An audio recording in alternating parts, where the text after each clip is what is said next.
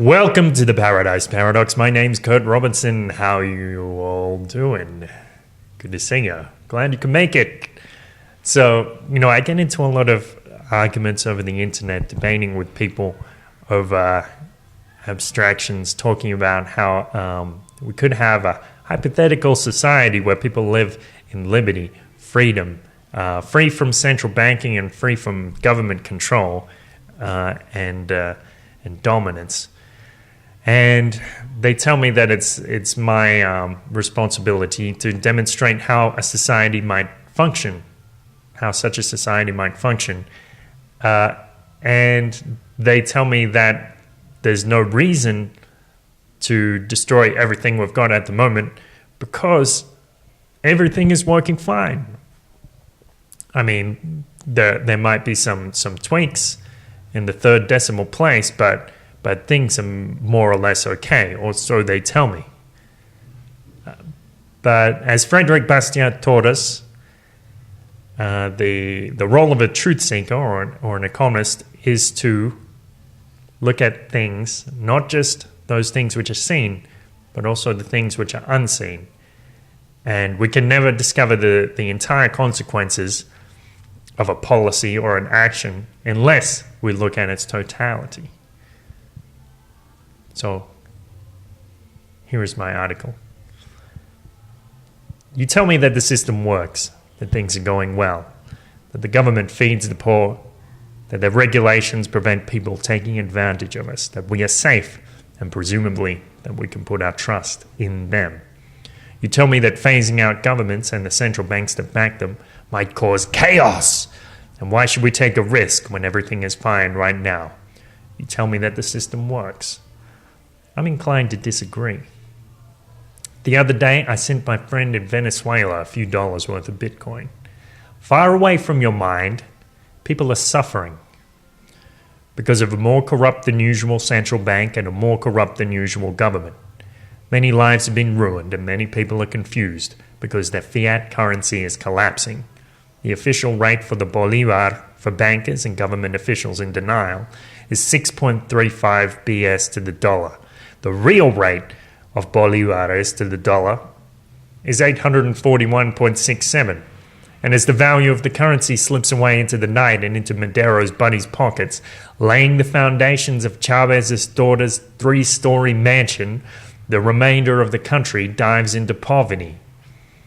It's easy not to think about that and justify social programs for the poor that are funded with money from central banks and believe that these programs do good without thinking about the real consequences.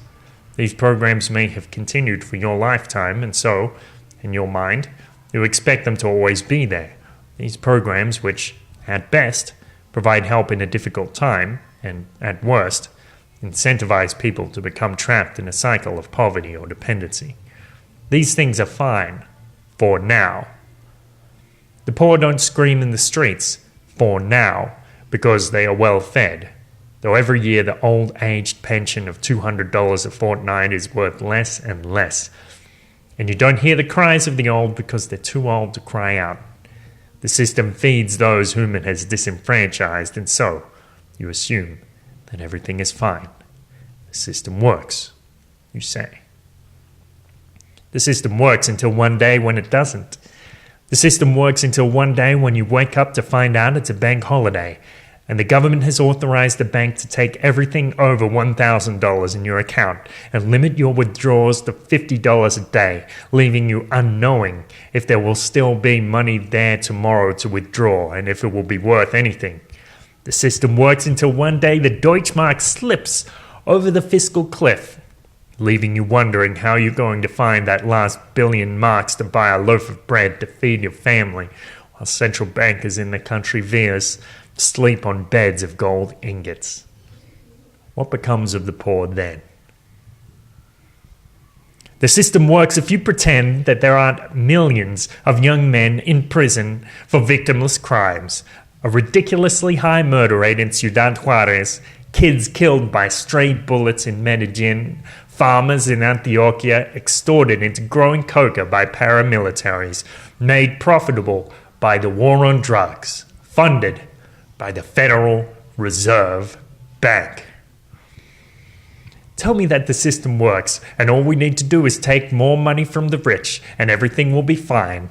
Apparently without realizing that there has never existed yet a tax system which isn't built to favor the rich and powerful, and without realizing that any tax system will invariably be used to provide collateral for a central bank, which will invariably be used to kill. The system works as long as the media don't publish pictures of those wars which central banks have funded. They don't show you the dead bodies. They don't show you the radicalized veterans who have cast the scales from their eyes with anger who repeat those words, war is a racket.